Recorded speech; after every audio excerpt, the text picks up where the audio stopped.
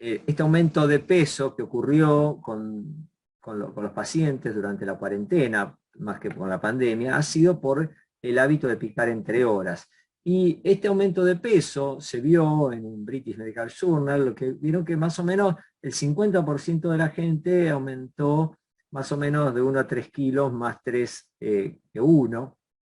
¿Y a qué se debe esto? Bueno, esto se debe fundamentalmente a que ocurrió algo. Y fíjense que fue causa de muerte del coronavirus, que fue la inflamación. Y la inflamación, como bien dice este artículo de la revista Time, decía que es el asesino secreto, porque es la causa común, la causa subyacente, ¿no es cierto?, de un montón de enfermedades crónicas como los ataques cardíacos, el cáncer, el Alzheimer, enfermedades autoinmunes. Y bueno, esto ocurre porque el tejido adiposo no es como cuando yo estudié, que creíamos que era un tejido inerte, una cosa que era solo como una biblioteca para acumular libritos de grasa. No, es un tejido vivo que produce adipocitoquinas, que aumentan la inflamación, la trombosis, la insulinoresistencia, son la causa de la disfunción endotelial.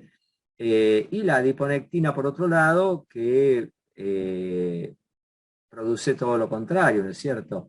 Es la clave en esto, porque va a aumentar los triglicéridos, que es lo que va a hacer que luego suba la insulinoresistencia, va a disminuir el HDL.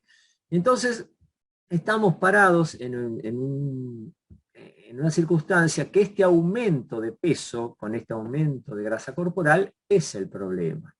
Y el problema es cuando se pasa un límite, que es el 33% de grasa corporal, por eso siempre sugiero medirla la grasa corporal, pero no va a ser lo mismo según donde uno acumule la grasa corporal. Si uno la acumula a nivel subcutáneo, generalmente es a nivel de hiperplasia que se hace, es un cuadro que ocurre porque uno aumenta el número de células. Y si es a nivel de hipertrofia, como ocurre a nivel de la grasa abdominal, esto es lo más peligroso, porque es cuando el tejido graso es más inflamatorio.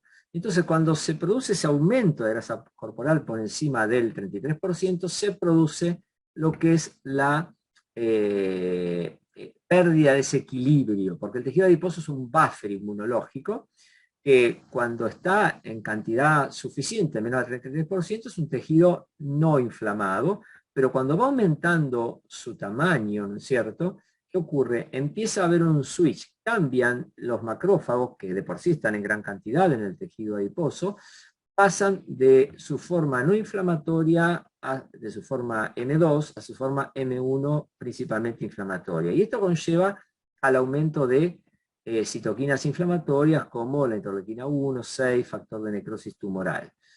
Y nosotros ya en el consultorio clínicamente nos podemos dar cuenta más o menos de lo que está pasando. Porque, por ejemplo, como decíamos, cuando un paciente tiene el exceso de grasa a nivel subcutáneo, que uno ve la panza así, fofa, con pliegues, caída, ven que el tejido adiposo es poco inflamatorio, que sería el caso el paciente que tiene la grasa en esta tomografía bien debajo de la piel. Ahora, cuando el paciente tiene la grasa en el abdomen, entre las vísceras, grasa intraabdominal, es cuando tiene esta panza dura y es la panza típica de la insulinoresistencia. Y la panza que estos adipocitos van a acumular la grasa a expensas de un aumento de tamaño y no de número. Y eso, como decíamos, genera hipoxia al adipocito le falta oxígeno, aumenta la inflamación, aumenta la cantidad de macrófagos y pasan de la forma M2 a la forma M1. Y esto es lo que lleva a la inflamación y va a llevar luego esa inflamación crónica a la resistencia a la insulina y esto va a aumentar más la obesidad y va a ser la causa, como dijimos, de un montón de enfermedades crónicas como vamos a ver. Entonces, este tejido graso que era para acumular grasa y que esta grasa no ande desparramándose por todo el organismo, cuando excede ese, como decíamos, ese 33%, ocurre lo que se llama la lipotoxicidad. Esa grasa es liberada al torrente sanguíneo, los ácidos grasos, a partir del tejido adiposo, y eso va a inflamar. Lo primero que se inflama es el hipotálamo, o sea, esta inflamación cerebral, y después sigue el hígado y sigue el músculo. Porque cuando el tejido graso está en su lugar, que es en la grasa, no hay problema. Ahora, cuando se derrama esa grasa porque pasa ese 33% que les mencioné y pasa al torrente sanguíneo esos ácidos grasos, van a ocupar el hígado y generan ese hígado graso que es tan común y es lo que lleva a la insulinoresistencia. Por otro lado, cuando esa grasa liberada llega al tejido muscular, se mete en el músculo y ocurre esta acumulación de grasa en el miocito, ocurre que esto va a desencadenar la insulinoresistencia, como vemos acá. Estos ácidos grasos son divididos en ceramidas y acilglicerol, que va a impedir la fosforilación del receptor de la insulina y va a dar la insulinoresistencia. Entonces, claramente el problema de la insulinoresistencia no es comer dulce, es comer grasa. Y entonces ahí vemos que ya tenemos una primera llave, pero no es lo mismo la grasa saturada que la grasa insaturada. Vemos que lo que realmente produce la insulinoresistencia, dicen todos los artículos, es la grasa saturada, que se va a dividir en ceramidas y acilglicerol. Mientras que la grasa poliinsaturada o monoinsaturada no va a hacer lo mismo. Entonces, incluso sería favorable. Acá lo vemos claramente en este artículo como la grasa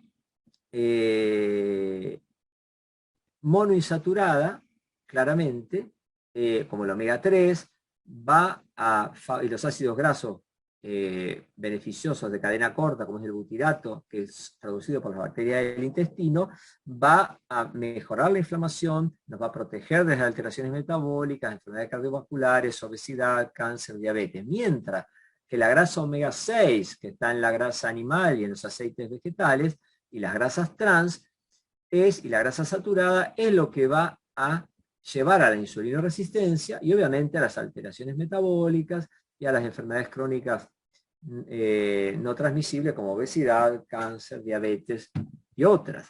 Entonces, la grasa es el problema, pero sobre todo la grasa saturada. Y acá vemos que este proceso se puede revertir. Y esto es un dato muy importante, o sea que nosotros podríamos revertir este proceso de insulinoresistencia. Otro problema, otro centro del problema es la microbiota, es el intestino. Porque este intestino va a responder, como vemos acá, según patrones, que pueden ser patrones moleculares asociados a patógenos, o sea, a bacterias, o patrones moleculares asociados a daño. O sea, no necesariamente una bacteria es lo que estimula la inmunidad. Y esta microbiota, son estos bichitos que están en el intestino, son de vital importancia, porque de acuerdo a la composición de las mismas, uno va a tener una robusta pared intestinal que nos va a proteger. Ahora, cuando esta microbiota se altera o por escaso consumo de fibra, esta microbiota se empieza a deglutir la pared intestinal, se produce lo que se llama el intestino permeable o leaky gut, que en este caso ocurre que los mismos gérmenes producen una endotoxemia, es decir, esos gérmenes estimulan nuestra inmunidad, ya que en este intestino está el 70% de las células inmunes. Y otro estimulante, además de estos tóxicos, de estos lipopolisacáridos de las bacterias, es la grasa. La grasa saturada va a estimular el TR4. Entonces, mucho cuidado porque la grasa estimula la inmunidad en este caso. Entonces, había patrones asociados a patógenos y patrones asociados a daño, como es la grasa saturada y como son determinadas moléculas, como por ejemplo moléculas grandes como el gluten, por ejemplo. Entonces, bueno, y además los antibióticos, los corticoides. Entonces, hay muchas cosas que afectan el intestino y producen el leaky gut, y una vez que se produce este leaky gut, una vez que el intestino no hace bien su función de barrera, lamentablemente muchos estímulos pueden estimular nuestra inmunidad y generar un estado de inflamación, o lo que se llama de inflamación aséptica, ¿no es cierto? Entonces, cuando se inflama el intestino, se inflama el hipotálamo, hay una relación entre el cerebro y el intestino muy importante en relación a lo que es el control del apetito y la saciedad. Y cuando ocurren todas estas cosas, ¿qué ocurre? Se altera, por ejemplo, van a favorecer el apetito, la grelina, que es una hormona producida en el estómago, el neuropéptido I, la proteína GOT, los endocannabinoides, y van a estimular la saciedad el péptido glucagon light, el péptido I33, la colecistoquinina, la insulina segregada por el páncreas y la leptina. ¿Cómo funciona esto? Es un mecanismo complejo realmente, pero se puede entender. ¿Qué es esto? Cuando uno come, por ejemplo, llega la comida al estómago. Como llega la comida al estómago, se deja de segregar grelina, entonces se produce saciedad. Cuando uno tiene el estómago vacío, aumenta la grelina y le da la señal al cerebro de que uno tiene hambre. Cuando uno come, se libera colecistoquinina. La colecistoquinina produce saciedad. Cuando uno come, se distiende el estómago. Al distenderse el estómago, por unos receptores de estiramiento, llega información al cerebro de que llegó comida y por lo tanto sobreviene también la saciedad.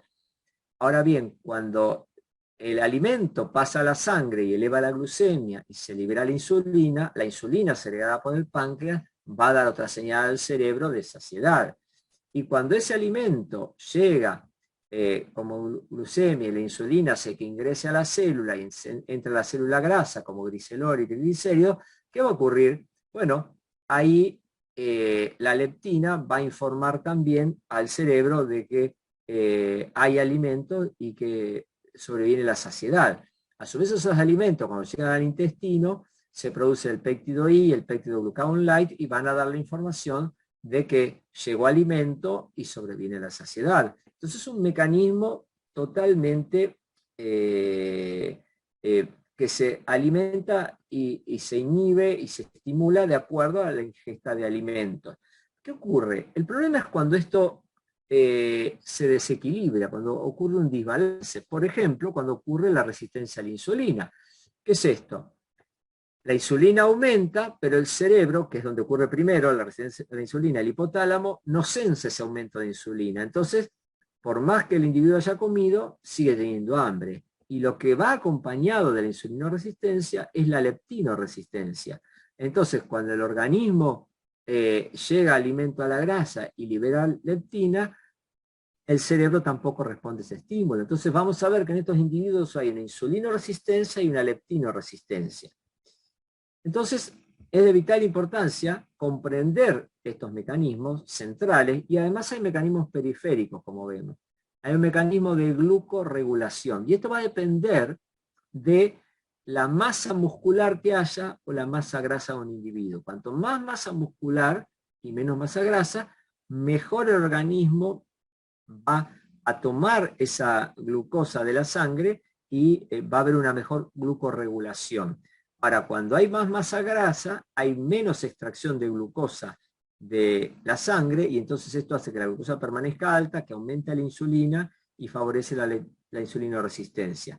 Por eso el hecho que la gente haya engordado en pandemia hace que tenga esto, más masa grasa y menos masa muscular. Y además de que engordó, la gente estuvo encerrada, no lo dejaban salir a caminar, no lo dejaban salir a andar en bicicleta, no, los gimnasios estaban cerrados. Entonces, claramente, esto es lo que ocurrió y entonces se afectó el mecanismo de glucorregulación. No importa estas cuentas, pero acá se demuestra claramente cómo, según el porcentaje de masa que uno tiene, obviamente extrae mayor cantidad de glucosa de la sangre. Entonces estamos ante un problema que es el problema de la obesidad. Y según la Organización Mundial de la Salud, la obesidad es el aumento anormal o excesivo de grasa. Y esto es muy importante, esta definición, que ahora vamos a ver por qué. Y bueno, ¿y qué pasa en el mundo? Bueno, Estados Unidos es el país con mayor porcentaje de obesos, 31%. Claramente es un país donde la dieta americana estándar, lo que ellos llaman la SAD, la Standard American Diet, es claramente comida chatarra y esto es la postal que uno ve cuando va a Estados Unidos. ¿Y cómo andamos por casa? Bueno, en Argentina la obesidad es el 19% de la población, pero ojo que el 44% tiene sobrepeso. Entonces estamos en un nivel interesante. Y lo que les decía, que la definición es interesante porque habla de exceso de grasa corporal. Por eso esta definición no sirve, la del índice de masa corporal o el Body Mass Index. ¿Por qué no sirve? Porque estas dos personas tienen la misma edad, tienen la misma talla, el mismo peso, y el mismo índice de masa corporal, 37, que da para obesidad, pero ustedes dirían que esta persona es obesa, según la definición de la OMS, que es el exceso de grasa corporal. Esta persona no tiene ni un gramo de grasa, es todo músculo. En cambio, este sí. Bueno, entonces, claramente la definición ideal es el porcentaje de grasa corporal, que va a ser importante para el riesgo cardiovascular la forma, si está acumulada a nivel abdominal o está acumulada a nivel periférico, como vimos anteriormente, porque en este caso va a ser a expensas de aumento del tamaño de la célula, lo que va a ser mucho más propenso a tener enfermedad cardiovascular, y en este caso es más aumento del tejido subcutáneo graso, que eso va a ser menos propenso a la insulinoresistencia. De todas maneras, el exceso de grasa corporal, esta obesidad va a llevar a un montón de enfermedades que la causa común de las mismas es la inflamación, como la diabetes tipo 2, el hígado graso, el cáncer, la apnea del sueño, la osteoartritis, trastornos cognitivos del humor y enfermedad cardiovascular. Y esto es realmente así, porque uno pensaría antes que la obesidad, por ejemplo, lleva a la artritis, porque bueno, claro, el paciente obeso soporta mucho peso en la rodilla. No, pero los gordos tienen artrosis en las manos y no caminan haciendo la vertical. Entonces el problema es que el exceso de tejido graso produce inflamación, y ahí tenemos la causa común subyacente de estos problemas. Y acá lo vemos: a mayor grasa, mayor inflamación, aumento de las señales inflamatorias, y claramente tenemos todos los problemas de salud que esto trae. Entonces, la obesidad se produce fundamentalmente porque ocurre una insulinoresistencia, una leptinoresistencia, se altera el centro del apetito, y al aumentar la insulina, que es la hormona anabólica por excelencia, aumenta el anabolismo, el almacenamiento de grasa, y la insulina te impide usar la grasa como combustible. Eso nos lleva a la obesidad, y encima tenemos el problema que esta inflamación a nivel cerebral hace que se desregule el centro del apetito, que haya hiperfagia, y a su vez hay disminución de la actividad física, porque el paciente tiene, generalmente esos pacientes tienen fiaca para hacer actividad física. Y obviamente, cuando uno es joven, tiene menos posibilidades de obesidad, pero cuando va aumentando la edad, esto cambia. ¿Por qué? Porque estas hormonas que hacen engordar, que son la insulina y el cortisol, están contrabalanceadas por las hormonas sexuales, la testosterona sobre todo, y la hormona de crecimiento, que son las que aumentan la masa magra, las que aumentan el músculo. Cuando uno llega a los 50 años y después de los 30 baja la hormona de crecimiento, y después de los 50 baja la testosterona, ¿qué ocurre? Hay una predominancia de las hormonas que hacen engordar, como la insulina y el cortisol, y bajan las hormonas sexuales y la hormona del crecimiento, y claramente eso inclina la balanza hacia la obesidad. Por eso la gente, después de los 50 años, la mayoría de las personas tienen obesidad. Entonces dijimos que el problema central estaba en el hipotálamo. El hipotálamo, ante la inflamación o la insulinoresistencia, como veíamos acá, y lo que produce esa insulinoresistencia y inflamación, como vimos, es la grasa. Los ácidos grasos saturados son los que producen este problema, como dicen este review claramente del doctor Barry Sears. Y además de la insulinoresistencia, se producía, como decíamos, la leptinoresistencia, que era esta hormona que era producida por la grasa para avisarle al hipotálamo que ya llegaba la comida, pero cuando se pone resistente, no sensa estas señales, y hay lo que se llama un hambre patológico. Y es un hambre patológico porque a su vez el hambre, que es una sensación natural y normal que tenemos como ser vivo, también tiene que ver con una cosa del sistema de recompensa, que este sistema de recompensa tiene que ver con la palatabilidad de los alimentos, y está mediado por un neurotransmisor que se llama dopamina, que va a ser estimulado por el cigarrillo, fundamentalmente por el café, pero ojo, porque hay cosas que, si bien el sistema de recompensa biológico normal que tenemos y la pulsión más potente es el sexo, la sexual, porque la naturaleza lo hizo así, para que uno para que la vida, para que haya reproducción y la especie siga existiendo. Pero ojo que la cocaína, por ejemplo, es mucho, pero mucho, es 10 veces más potente cómo estimula el sistema de recompensa que el orgasmo sexual. Entonces, mucho cuidado, porque cuando un paciente, y lo mismo ocurre con la comida, por ejemplo, con los hidratos de carbono refinados, no llegan al nivel de la cocaína. Aparte hay una diferencia importante que les quiero marcar. Cuando un paciente es adicto a la comida, esto se puede revertir. ¿Por qué? Porque estos circuitos, si bien están alterados, no están dañados. Están alterados, hay resistencia, no reciben señales, la saciedad y el hambre están alterados, están desequilibrados a predominio del hambre patológico, pero no hay ningún daño neurológico. Ahora, cuando un paciente es adicto a la cocaína, ahí sí. Ahí no solo está el problema de que es muchísimo más estimulante, sino que se dañan los circuitos neuronales. Entonces, por eso es que se da la tolerancia, que cada vez el paciente necesita mayor consumo para obtener el mismo placer, porque se le van dañando las neuronas y los circuitos neuronales. Otra cosa que hay que desterrar es los edulcorantes. Todo lo que es la comida light, todo lo que es la que altera la microbiota, produce intestino permeable, lo que es el leaky gut, y eso va a generar un aumento de peso.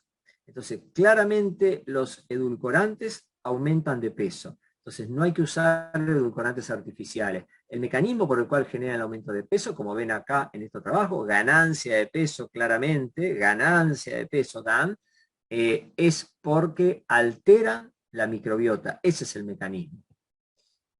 Y mucho cuidado con la comida procesada. La comida procesada generalmente tiene como endulzante el jarabe de maíz de fructosa, que se pensó que era bárbaro, porque como era un edulcorante, un azúcar en realidad, que no aumentaba la glucemia, dijeron, esto es bárbaro, pero lo que ocurrió, y encima es re barato, lo que pasó es que esta fructosa, si bien no eleva la glucemia, y no se confundan con la fruta, la fruta tiene fructosa, pero como va acompañado de mucha fibra, no genera este problema. Pero la fructosa como tal, sola, el jarabe de maíz de alto en fructosa, es el que va a generar en el hígado lo que se llama el hígado graso, porque es una molécula que va al hígado y produce 20 veces más hígado graso que la glucosa. Y eso es lo que le pasa a la gente hoy.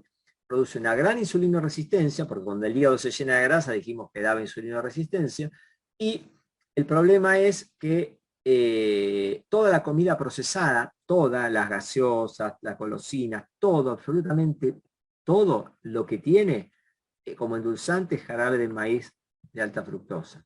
Entonces eso debemos tenerlo en cuenta, porque la comida procesada es el problema. Y acá vemos entonces por qué tenemos un problema grave con el tratamiento. ¿Por qué es un fracaso rotundo el tratamiento de la obesidad? Y bueno, porque se intenta tratar al paciente con lo mismo que le ocasiona el problema. Es decir, cuando el paciente va al médico, él me dice, coma menos, muévase más. Y el comer menos significa tratar al paciente con los mismos alimentos que lo llevaron al problema, pero en menos cantidad. Es como si uno tratara a un paciente alcohólico que toma, por ejemplo, 3 litros de vino por día. Bueno, mire, a partir de ahora tiene que tomar medio vasito por día nada más y con eso vamos a andar bien. No, es imposible que lo cumpla.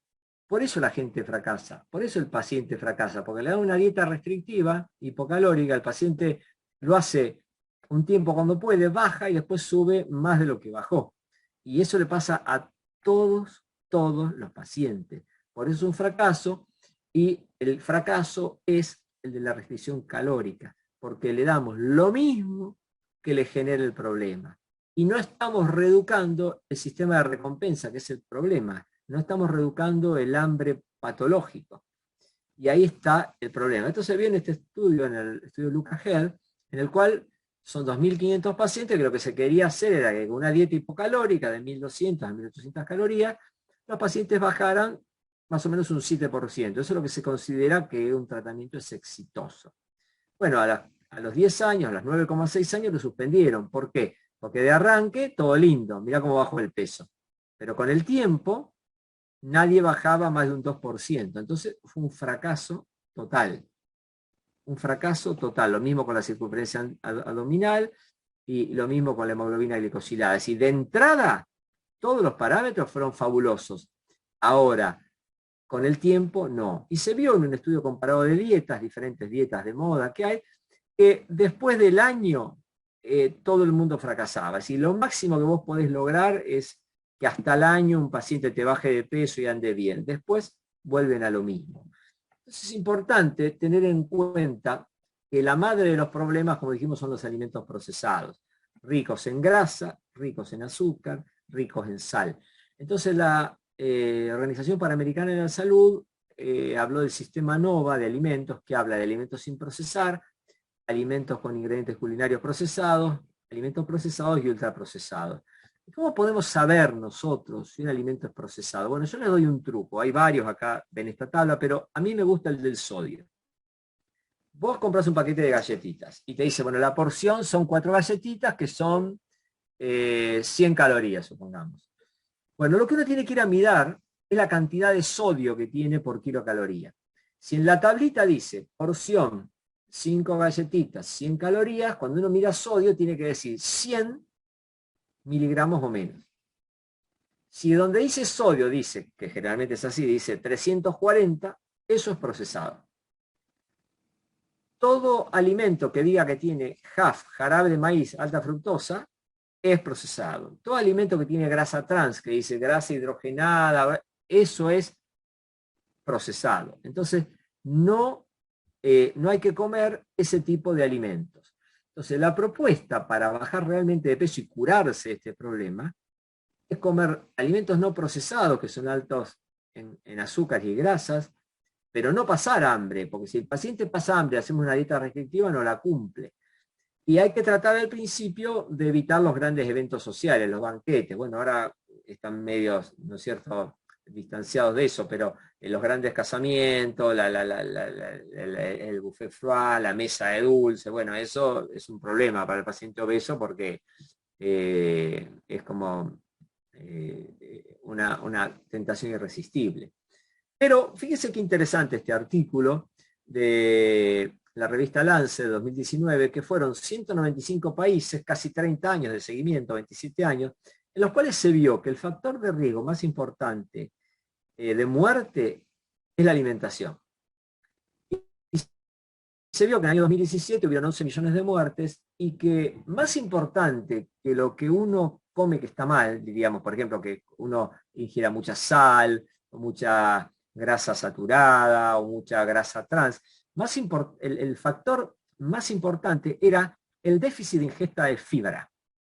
Eso estaba representado por los granos integrales, las frutas, las verduras, los frutos secos, las legumbres. Entonces, más importante que lo que uno le dice al paciente que no tiene que comer, y este es un dato clave que les estoy dando, hay que hacer hincapié en lo que tiene que comer. Y eso es un punto importantísimo. Entonces, lo que nosotros tenemos que lograr es hacer una transición nutricional de una dieta muy rica en alimentos grasos, en alimentos refinados, procesados y ultraprocesados, a una dieta más rica en alimentos ricos en frutas, verduras, nueces, frutos secos, semillas, alimentos integrales, ricos en fibra. Y de esa manera nosotros vamos a poder a esta epidemia de diabesidad, que es de diabetes y obesidad, que hemos visto en los últimos años, vamos a poder hacer el camino inverso, revertir ese problema. Para lograr esto, en mi opinión, hay que establecer objetivos. Es decir, hay que tener objetivos realizables y hay que entender que hay que disfrutar del proceso, del camino. Nosotros tenemos que buscar llevar a cabo un plan, tenemos que buscar el progreso, de ir progresando en ese plan, no hay que buscar la perfección, tenemos que tener metas realizables y si hacemos algo mal, por ejemplo, vamos a un casamiento y nos salimos, lo que fuere, bueno, hay que aprender del error para ajustar el plan, para ir acomodando la situación y que uno vaya aprendiendo, se vaya educando, vayamos educando el sistema tan famoso de recompensa que es lo que decide qué comemos y no. Y para lograr esto hay que focalizarse en la densidad calórica de los alimentos. Hay que comer mucha comida, pero con pocas calorías. Entonces, fíjense la diferencia. 500 calorías, cuando uno come comida grasa, llenás menos del 10% del estómago. Cuando vos comes 500 calorías de carne, llenás no más de la mitad del estómago. Ahora, cuando uno come granos integrales y verduras y frutas, llenás el 100% del estómago, se estira el estómago, uno tiene los receptores de estiramiento estirados y eso da saciedad. Porque por más que uno tenga, y esto es clave lo que les digo, es muy importante, por más que uno tenga resistencia a la insulina, que cuando suba la insulina no, el cerebro no va a responder, por más que uno tenga lectino resistencia, cuando llegue la comida al tejido graso, suba la lectina y el cerebro no va a responder. Lo que sí siempre va a responder el cerebro es al estiramiento del estómago, que eso va por el nervio vago y eso llega al cerebro. Entonces, cuando uno va a dar una dieta, hay que hablar con el paciente porque las elecciones alimentarias dependen de los ingresos económicos, de la educación, de la cultura, la raza, el ambiente en que viva, no mismo si vive en la ciudad o en el campo, ¿no es cierto?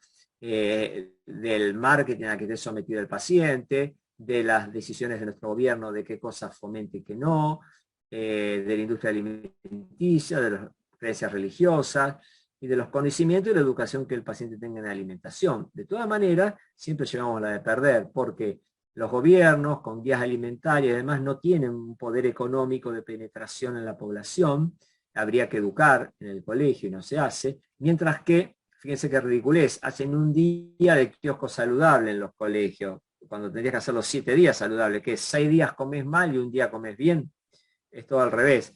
Pero en cambio sí, las marcas, obviamente, de comida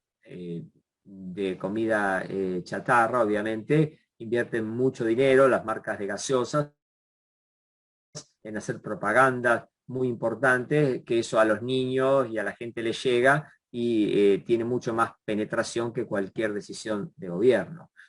En mi opinión, la dieta que mejor resultado da para lograr esto, lograr la densidad calórica de los alimentos, es la dieta integral basada en plantas. Es la dieta más exitosa para bajar de peso y obviamente para reeducar el sistema de recompensa sin aceite, sin alcohol y sin sal. Eso es clave. Hay que limitar todos los alimentos procesados y alimentos animales y aceites y hacer hincapié en alimentos integrales, frutas, verduras, legumbres, todo lo que es la parte de frutos secos y semillas y grasa natural. Hay gran evidencia científica al respecto. Pueden entrar a estos portales del doctor Colin Campbell en la Universidad en Nueva York, el doctor McDougall, el doctor Essentink y Ornish, que lograron no solo detener, sino revertir la enfermedad cardiovascular, como vemos en nuestro curso anual. Es maravilloso lo que han logrado. El doctor McDougall con enfermedades autoinmunes, el doctor Campbell con el cáncer. Es realmente importantísimo los resultados. Pero fíjense qué interesante, porque hay que ir al meollo del problema. Y el meollo del problema, dijimos que en la obesidad, en la insulina resistencia, era la acumulación de grasa dentro de la célula muscular, dentro del hígado. Y fíjense que en este artículo le llama una dieta integral basada en plantas, logra realmente este objetivo. Y fíjense que logra que de 244 participantes en este estudio, que lo hicieron durante más o menos 16 semanas, obviamente bajaron de peso, más o menos 6 kilogramos, 5,9, pero aumentó el efecto térmico de la comida, es decir, gastamos más calorías. Cuando uno come una dieta integral basada en plantas rica en fibra, gasta más calorías para digerirla, pero se logró el objetivo de la causa principal del problema, que es, se redujo la grasa intracelular del hepatocito en un 34% y se redujo la grasa acumulada intracelular a nivel muscular un 10,4% en solo 16 semanas. Entonces, fíjense que si esto lo prolonga, esta enfermedad, que es el hígado graso, que es el problema principal por la comida procesada, haciendo una dieta integral basada en plantas, uno trata la causa del problema, se cura el hígado graso. Entonces, una dieta de estas características, que es un estilo de vida alimentario, es una dieta que al paciente debe dar de comer una taza de cereales integrales por día, 2 litros de agua, si quiere agregar agua de mar lo puede agregar, 8 tazas de verdura, 4 unidades de fruta, una taza de legumbres y un puñado de frutos secos y semillas. Esta es la dieta que con este estilo de vida uno no se tiene que preocupar por cuánto come, no es una dieta restrictiva, come lo que quiera, y si esto quiere comer más, que coma más, y el paciente va a bajar de peso. Y lo que sí se debe evitar son los alimentos animales, los aceites, incluso el de oliva, todos, porque el de oliva tiene 14% de grasa saturada, todos los azúcares refinados, los alimentos procesados y ultraprocesados. Todo eso es lo que se debe evitar en un paciente obeso, estoy hablando, ¿no es cierto? Y fíjense que este artículo habla claramente, el Verde Study, un estudio en diabéticos y enfermos cardiovasculares, que dice que para ellos, como conclusión, dicen que en nuestro conocimiento la dieta que más se puede sostener en el tiempo y logra alcanzar un gran descenso de peso es la dieta integral basada en plantas, el Whole Food Plant-Based Diet. Entonces, ¿qué es lo que tenemos que hacer? Es centrarnos en esto, en la densidad calórica de los alimentos. Hay que comer alimentos con muy bajas calorías y muy altos en nutrientes, muy altos en vitaminas, en minerales, en fibra y en fitoquímicos o fitonutrientes. O sea, hay que aumentar el consumo de vegetales, verduras, frutos secos, semillas, alimentos integrales y legumbres, y bajar el consumo de alimento animal y de alimentos procesados. Es decir, hay que hacer esta línea, hay que ir transformando la alimentación, hacer esta transición alimentaria, de una alimentación muy rica en grasa, muy rica en sal, muy rica en alimentos procesados y animales, a una alimentación más rica en frutas, verduras, alimentos integrales y legumbres. Entonces yo siempre en nuestro curso anual proponemos la pirámide de tratamiento ortomolecular, en la cual la base de todo tratamiento, de toda enfermedad es la nutrición. Después vamos a dar algún suplemento, como vemos en el curso, si el paciente lo necesita, como vamos a ver ahora qué suplementos podemos dar para la obesidad. Obviamente controla el estrés, controla la cronodisrupción, que eso tiene mucho que ver con la obesidad, porque el estrés aumenta el cortisol, que es la hormona que producía la obesidad y que va a favorecer la insulina resistencia. La cronodisrupción disminuye el tono vago y aumenta el tono simpático, y obviamente aumenta la obesidad porque aumenta la inflamación, y es clave la actividad física, como vamos a ver. Entonces, para tratar la inflamación, lo que proponemos es el tratamiento de las 3 R, de la nutrición pro resolución. Nosotros tenemos todo un módulo en el curso de inflamación, hablamos todo un módulo de esto, que son las 3 R. La primera es reducir la carga inflamatoria. ¿Cómo? Con la dieta que dijimos, con una dieta integral basada en plantas. Después vamos a resolver la inflamación, que esto es a través de la ingesta de un suplemento que son ácidos grasos omega 3, y vamos a reparar el daño que ocasionó esa inflamación por medio de la ingesta de polifenoles, como son las delfinidinas del maqui berry. El maqui berry es claramente un estimulador de la AMPK. Entonces, la primera R era reducir la carga inflamatoria. Entonces vamos a dar una dieta vegetal integral sin aceite, con frutas, verduras, cereales integrales y legumbres, y vamos a bajar el consumo de proteína animal, de grasa saturada, grasa trans, aceites, hidratos de carbono refinados, procesados y ultraprocesados. Y obviamente vamos a tratar de ingerir hidratos de carbono de baja carga glucémica, o sea, que sean ricos en fibra, entonces van a tardar mucho en absorberse y van a dar saciedad. Van a llegar acá al intestino y van a estimular el péptido glucagón-like, el péptido I33, que van a dar saciedad. A diferencia de los hidratos de carbono refinados, que se absorben rápidamente suben la glucosa, rápidamente suben la insulina, dan insulinoresistencia y no dan saciedad. Entonces dijimos que era clave la densidad calórica de los alimentos, dar alimentos que nos llenen el estómago para que estimulen esos receptores de estiramiento y den la saciedad.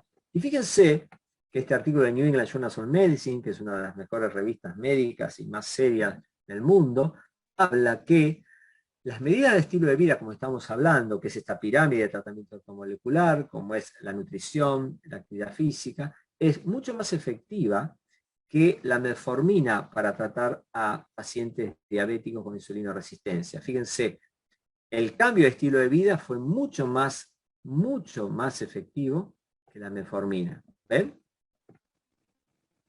Y acá otro artículo dice exactamente lo mismo, compara metformina con cambio de estilo de vida, y el cambio de estilo de vida logra una mejora del síndrome metabólico de un 26% contra el grupo metformina de un 24%. Siempre el cambio de estilo de vida es superior a la medicación. Por eso hacemos este curso anual de medicina ortomolecular. Nosotros estamos convencidos que medicina ortomolecular es eso, es prevenir y tratar las enfermedades con las moléculas activas presentes en los alimentos. Los alimentos son más efectivos que las drogas, que los fármacos. Eso es sin duda. Lo que pasa que cuando uno busca ayuda en la medicina convencional, lo primero que le dan es un fármaco, no se le habla nunca de la alimentación. Y bueno, nosotros pensamos, nos renegamos de los fármacos, pero es más importante, la base de la pirámide debe ser la nutrición. Y bueno, y cuando uno hace la segunda R, que es dar omega 3, que es lo que habíamos visto que disminuía la inflamación, el omega 3 previene y trata la inflamación, hace las dos cosas. Pero para eso debemos dar un omega 3 de calidad, porque la dosis del omega 3 es de 2,5 a 5 gramos por día en un paciente obeso o diabético, y es de 2,5 a 5 gramos de EPA y DHA, que son la molécula activa del omega 3. Y para eso es necesario dar un omega 3 de calidad, que no esté contaminado y que cumpla con las normas IFOS, que es el International Fisheries Standards. Cumplir con las normas IFOS significa que tenga un 60% de PDHA y que no esté contaminado ni con mercurio, ni con PCB, ni con dioxinas, y que no esté oxidado, porque si la grasa está oxidada, no funciona como tal. Y la tercera R era reparar el daño generado con los polifenoles, y los polifenoles son muy buenos porque tienen triple acción. Son antioxidantes, porque van a estimular el NRF2, van a actuar sobre este factor de transcripción genético a nivel del núcleo y van a hacer que la célula produzca sus propios antioxidantes.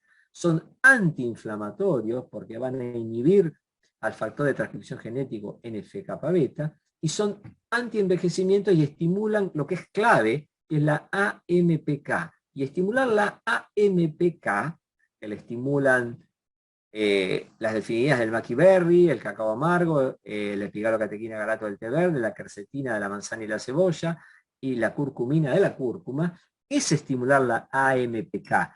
Es tratar todos estos problemas que dan la obesidad. Es decir, la AMPK va a hacer que disminuya la captación de glucosa. Aumenta la captación de glucosa. Aumenta la captación de ácidos grasos, que es lo que pasaba cuando hay insulinoresistencia, no hay captación de glucosa y no hay captación de ácidos grasos. Mejora la circulación, aumenta la beta oxidación de los ácidos grasos, es decir, te permite usar a la grasa como combustible, uno quema grasa. Estimular la AMPK es quemar grasa. A su vez, estimular la AMPK genera lo que se llama autofagia y mitofagia, y genera lo más importante, que es biogénesis mitocondrial.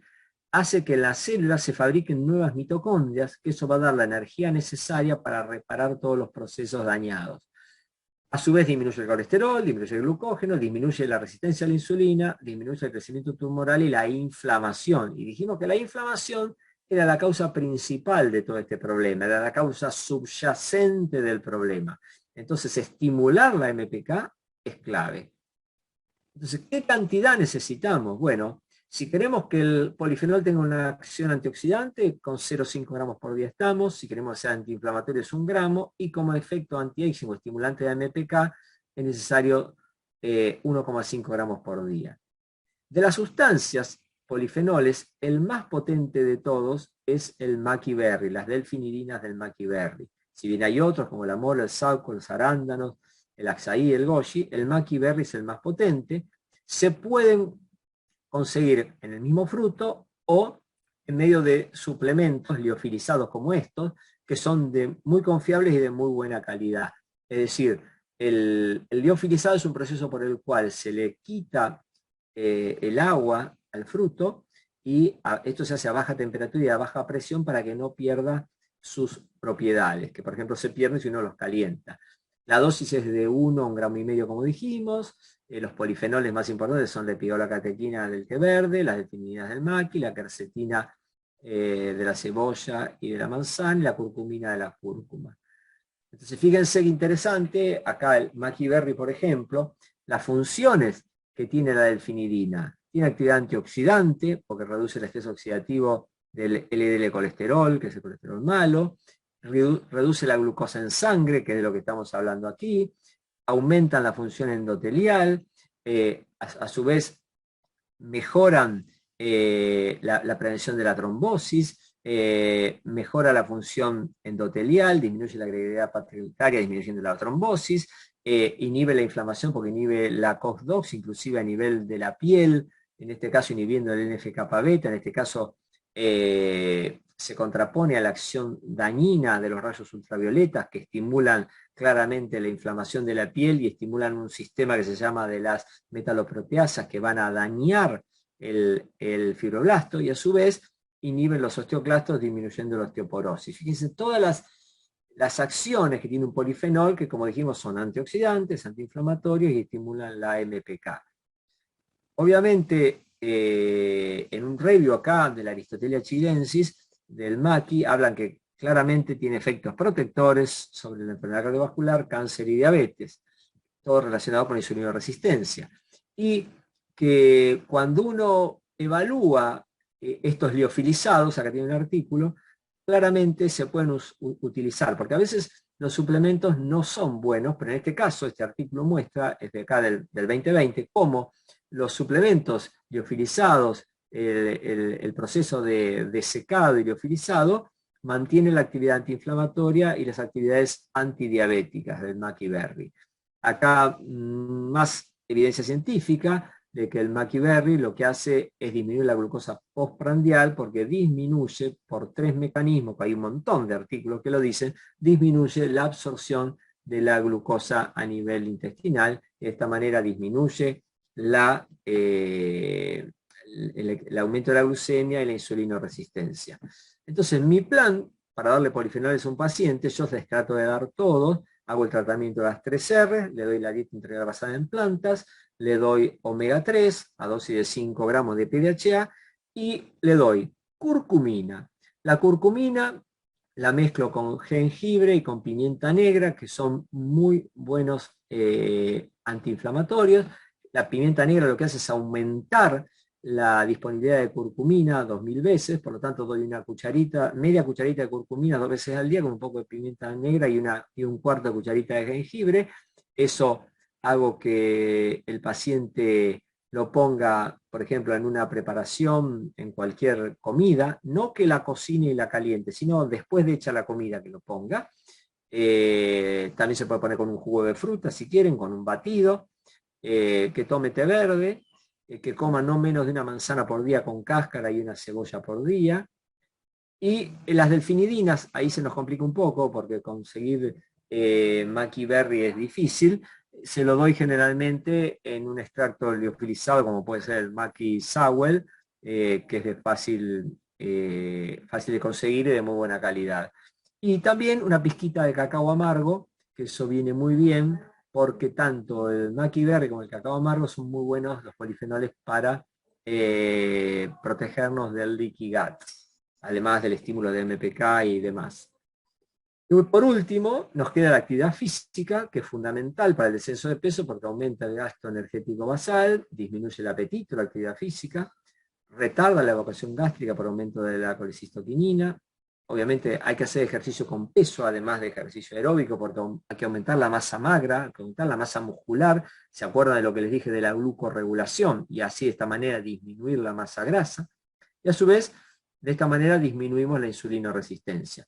Obviamente, si tenemos un paciente mayor de 50 años, acá, paréntesis, habría que ver cómo está la testosterona, las hormonas, porque en ese caso habría que suplementarlo con hormonas que también lo va a hacer adelgazar. Dicho sea de paso, nosotros damos un curso de hormonas bidénticas que es para tratar este tema.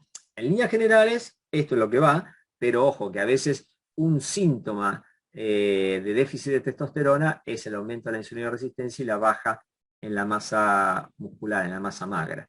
La actividad física se debe hacer o aeróbica 5 veces por semana, se puede hacer funcional, se puede hacer el HIIT, el High Intensity Interval Training, se puede hacer aquagym.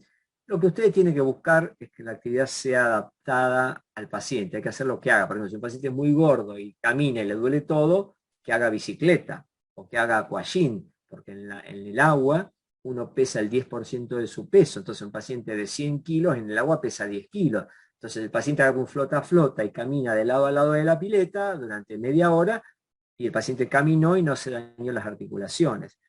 Ahora, si el paciente puede, lo mejor para bajar de peso es el HIIT. El HIIT o el Tabata es lo mejor, que son 10 minutos de actividad física nada más, con series de 20 segundos y se descansa 10. 20 segundos se descansa 10. Eso es lo que a máxima intensidad es lo que más resultado da, siempre y cuando el paciente, insisto, lo pueda hacer.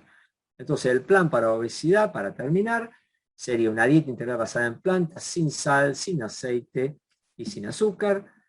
Es la base de la pirámide. En los suplementos yo doy omega 3, 5 gramos como les dije, un plan con polifenoles, con todos, nutricionales y el Maqui Berry como suplemento, melatonina 10 miligramos nocturno para regular la cronodisrupción, como dijimos, y el estrés. Generalmente para regular el estrés también damos meditación práctica, que medite o que haga yoga el paciente, y actividad física, preferentemente el HIIT, si no cualquiera, porque si es muy obeso el aquagym, el indicado, o la bicicleta, pero bueno, adaptado al paciente. Y ese es el plan para la obesidad, que es un plan de vida, es un estilo de vida que proponemos que adopte el paciente.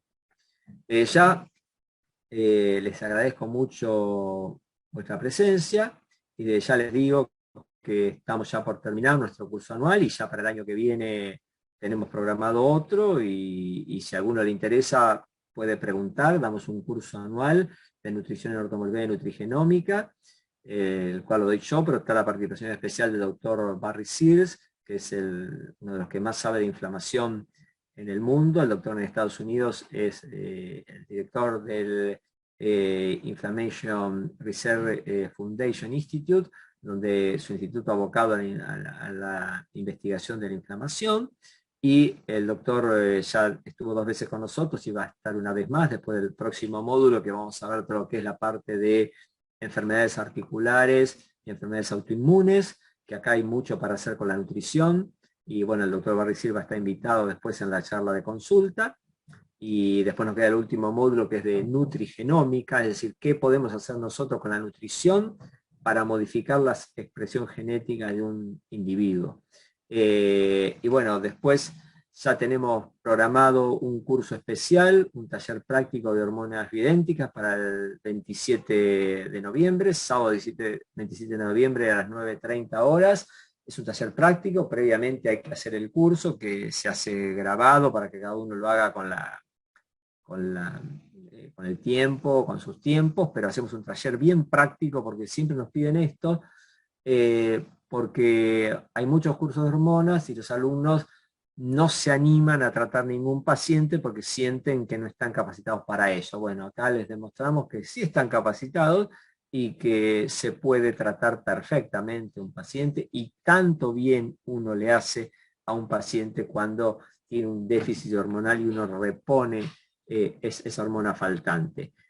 Y vamos a hacer también un taller de formulación, porque muchos pacientes, muchos médicos nos piden, y farmacéuticos, nos piden cómo hacer fórmulas, cómo aprender a formular, que uno a veces se encuentra con que, bueno, tiene que agarrar la fórmula que le da el farmacéutico o lo que aparece en un vademecum, y bueno, nosotros pensamos que la medicina ortomolecular debe ser personalizada y que debemos sí o sí aprender a hacer fórmulas, porque a cada paciente hay que hacerle como un traje a medida, y eso es lo que vamos a hacer. Esto lo vamos a hacer el día 13 de noviembre a las 9:30 horas hasta las 12:30. Previamente hay que ver 3 módulos grabados que están las bases teóricas, ¿no es cierto?, para, hacer esto. Así que desde ya les agradezco mucho, y están todos invitados a cualquiera de nuestros cursos. Además, en nuestro portal hay un montón de cursos para ver.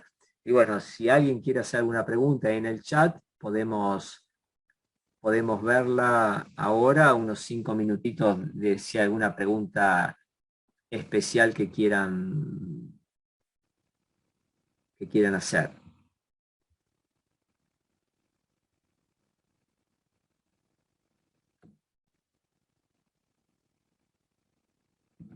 A ver si hay alguna pregunta. Buenas noches, buenas noches, buenas noches. Para acá pregunta del aceite de coco y el ghee. Bueno, si decimos que el principal problema es la grasa saturada, el aceite de coco tiene 80% de grasa saturada. Y el ghee tiene más del 80% de grasa saturada. Bueno, ahí está el problema. No son cosas que serían adecuadas para bajar de peso. Si bien les digo lo siguiente, el tema es ver los pacientes a largo plazo, porque ojo, vos fíjate que cuando uno busca una revisión en trabajo, por ejemplo, la gente que hace las dietas low carb, que baja en hidrato de carbono, son altas, muy altas en calorías, porque aceite de coco, ghee, grasa, y bueno, eso, ojo, sirve para bajar de peso en lo inmediato, porque cuando uno ve la información, los reviews de dietas low carb, hay una baja de peso. Pero después del año, como son proinflamatorias esa dieta, después del año o después de los 2 años, todo el mundo engorda y más.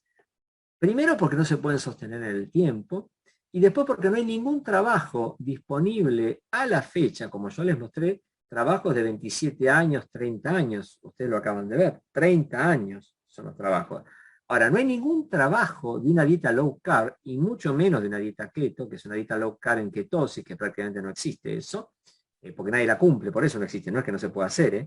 Entonces, eso no existe en la realidad, porque si no hay ningún trabajo a más de 2 años, es que nadie lo pudo hacer más de 2 años. Bueno, ese es el problema. Puede servir para bajar de peso de entrada, pero a largo plazo se complica el asunto. Obviamente, eso no quiere decir que ustedes no lo puedan intentar y puedan ser los primeros en lograr que a algún paciente le vaya bien de esa manera, ¿no es cierto? Pero los omega 3 obviamente se dan, la cúrcuma sí o sí con pimienta negra, sí o sí, la cebolla cocida o cruda es lo mismo. Siempre recuerden que todo crudo es mejor, pero cruda o cocida es lo mismo. La actividad física siempre lejos de la comida, nunca con el estómago lleno. ¿Qué opina de las dietas keto bajas en carbohidratos, altas en proteína? No opino, mi opinión es que no se pueden hacer, nada más. Insisto, busquen review de dietas keto, es evidencia A para las convulsiones, eso es para lo que sirven. Evidencia B para bajar de peso. Se baja de peso rápido y mucho. Pero mucho cuidado, no es lo mismo bajar de peso, porque vos podés bajar de peso y estar desnutrido. Y eso es lo que ocurre. La gente pierde también, pierde mucho líquido, pierde mucho glucógeno por la pérdida de líquido. Y entonces, mucho cuidado, le sube el cortisol con esas dietas. Pero ponele que esté bien, no nos centremos en eso. El problema es que son dietas que dan constipación, y todo lo que eso trae aparejado a la constipación. Pero el problema, vamos a lo científico, a lo importante. Es decir, no hay ningún trabajo a más de 2 años. Vos fíjate, porque lo que uno quiere es tratarlo al paciente y curarlo, ¿no es cierto? Que le vaya bien. Ahora vos fíjate la cirugía bariátrica, todo bárbaro, es lo mismo que una dieta keto. Todo el mundo baja un montón de entrada. Bajé 50 kilos en 3 meses, bajé 50 kilos en 6 meses. Ahora, yo tengo un montón de pacientes que están todos gordos de vuelta. Entonces no sirvió, porque fue algo transitorio. Es como estas dietas famosas de médicos famosos que te internan en una clínica. Sí, mientras estás internado, bajaste 40 kilos. Después cuando salís, o los programas de la tele que ven, de obesidad, después están todos gordos de vuelta. Entonces, no estás reeducando el sistema de recompensa, que es lo que estamos hablando, ¿no es cierto? Que eso es lo importante acá. Poder curar al paciente de una enfermedad que se llama obesidad. Si no, es un tiempito que andas bien y es el yo-yo, volvés a estar peor. Bueno, insisto, dieta low carb, dieta keto, a mí no me gustan porque no me dieron resultado nunca. Sí en lo inmediato, sí pero eso no sirve. Es como sacar un crédito y gastarte la plata, es decir, se acaba después.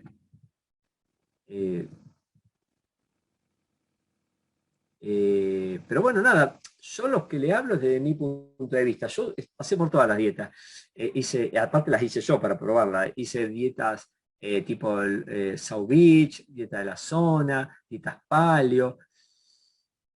Yo el mejor paciente que tuve me aguantó un año con dieta de ese tipo y había bajado de 100 y pico a 86 y después rebotó y ahora está peor que nunca. Por lo tanto, no funciona. Con lo único que yo tuve éxito fue con la dieta integral basada en plantas. Esa es mi experiencia personal, yo no soy el dueño de la verdad, aporto simplemente lo que... Pero sí les aporté evidencia científica de que es la dieta que más trabajos científicos hay que realmente dan resultados, ¿no es cierto? Eh,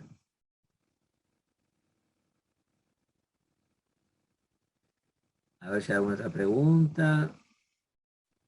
No, obviamente edulcorantes no. Miriam, me pregunta Miriam, edulcorantes, bueno, si uno toma té, le puede dar canela, limón y edulcorante hay que tratar de acostumbrado que no. Mirá, si no, lo que se puede poner es un poquitito de azúcar hasta que el paciente lo deje. Es decir, el azúcar en la lengua, en la parte de adelante donde tenemos la recepción de lo dulce.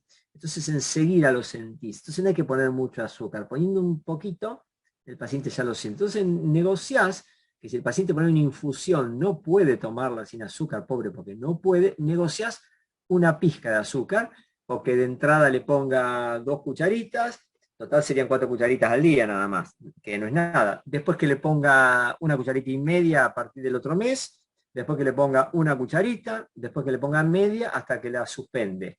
Eso hay que negociarlo de esa manera. Y para las preparaciones, como van a aprender, se usa la banana para endulzar, los dátiles, las ciruelas pasas, hay muchas alternativas.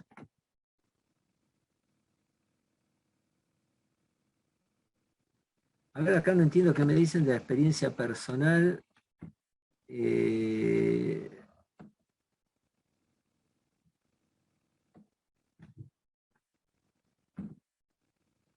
No, la stevia no, el azúcar de coco tampoco. Lo único que se puede usar es el maple syrup, el jarabe de arce un poquitito nada más. El azúcar mascabo es lo mismo que el azúcar blanco, es un poquito mejor, pero no mucho mejor. El azúcar de coco tiene bandas con índice glucémico 35, pero tampoco no es muy saludable tampoco. Eh,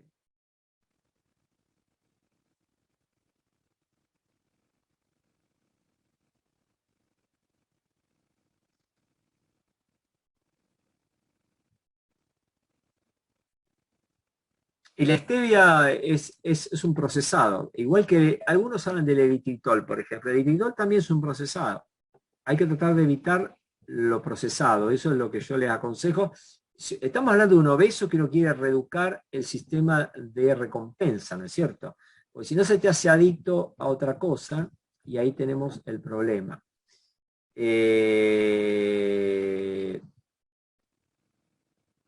Bueno, me preguntan la dosis, ya se los dije, la dosis de la cúrcuma. Bueno, la miel lo mismo que el azúcar. Pequeña cantidad. Un detalle, la cúrcuma nunca hay que mezclarlo con dulce. Dulce. Digo, porque algunos lo ponen con la miel y demás. Mucho cuidado con eso. La cúrcuma, en general, un batido. Miren, si quieren para terminar, les doy una fórmula de un batido. Hay que hacer un batido adelgazante, por ejemplo. Es 75% de verdura. Uno le pone kale, una super verdura que ponerle, o espinaca, acuérdense de Popeye. 25% de fruta, que uno sí o sí tiene que poner una banana madura porque tiene que darle dulzor, si no, no se puede tomar. Una manzana con cáscara y otra fruta, que puede ser una pera, un kiwi, una naranja, lo que quiera. Entonces pusimos 75% de verdura, 25% de... A eso le agregamos un cuarto taza de semillas de chía o de lino, que enteras, para que dé efecto laxante. Y después le colocamos agua todo alrededor, ahí tenemos rellena la licuadora, y le agregamos agua todo alrededor, hasta cumplir el 1,5 litros o 2 litros que tiene la licuadora según la que tengamos. Y ahí sí uno puede agregar una cucharita de cúrcuma, media de jengibre y pimienta negra. Y eso, lo pone o no eso si quieren, y le puede agregar canela también a eso. Y eso es un súper batido antiinflamatorio, es un súper batido adelgazante, que uno puede desayunar con 2 vasos de eso y un puñadito de frutos secos.